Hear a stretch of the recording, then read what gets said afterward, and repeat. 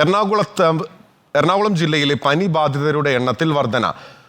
9553 പേർക്കാണ് ഈ മാസം ഇതുവരെ പനി സ്ഥിരീകരിച്ചത്. മഴക്കാലജന്യ രോഗങ്ങളാണ് എറണാകുളത്ത് പടരുന്നതെന്ന് ആരോഗ്യവകുപ്പ് പറയുന്നു. മഴക്കാലമെത്തിയതോടെ ആശുപത്രികളിൽ പനിച്ചൂട്.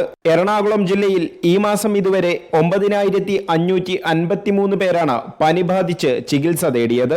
എലിപ്പനി, ഡെങ്കിപ്പനി എന്നിവ ബാധിച്ചവരുടെ എണ്ണവും കൂടുന്നത് ആശങ്ക വർദ്ധിപ്പിക്കുന്നു. കഴിഞ്ഞ വർഷം ഇതേ സമയത്ത് റിപ്പോർട്ട് ചെയ്തതിനേക്കാൾ കൂടുതലാണ് ഇത്തവണ കൊച്ചിയിൽ പനിനിരക്ക് ഉയരുന്നത്. മഴക്കാലജന്യ രോഗമാണ് ഉണ്ടാകുന്നതെന്ന് ആരോഗ്യവകുപ്പ് ഉദ്യോഗസ്ഥർ പറയുന്നു. ദിവസവും 500-ലധികം പേർ വിവിധ ആശുപത്രികളിൽ ചികിത്സ തേടുന്നുണ്ടെന്നാണ് കണക്ക്. കഴിഞ്ഞ മാസം പ്രതിദിനം 300 പേരാണ് ചികിത്സ തേടിയിരുന്നത്. ജില്ലയിൽ ഇതുവരെ 28 പേർക്ക് എലിപ്പനി സ്ഥിരീകരിച്ചിട്ടുണ്ട്. കളമശ്ശേരി, തൃക്കാക്കര നഗരസഭകളിലും പനി പടരുന്നു. മൂവാറ്റുപുഴയിൽ ഹെപ്പറ്റൈറ്റിസ് ബി, ഡെങ്കിപ്പനി എന്നിവ ക്രമാതീതമായി ഉയരുന്നത് ആശങ്കയ്ക്കിടയാകുന്നു.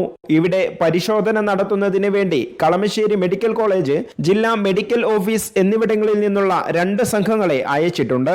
അടിയന്തര സാഹചര്യങ്ങളെ നേരിടാൻ സർക്കാർ ആശുപത്രികൾ സജ്ജമാണെന്ന് അധികൃതർ അറിയിച്ചു. റിപ്പോർട്ടർ, കൊച്ചി.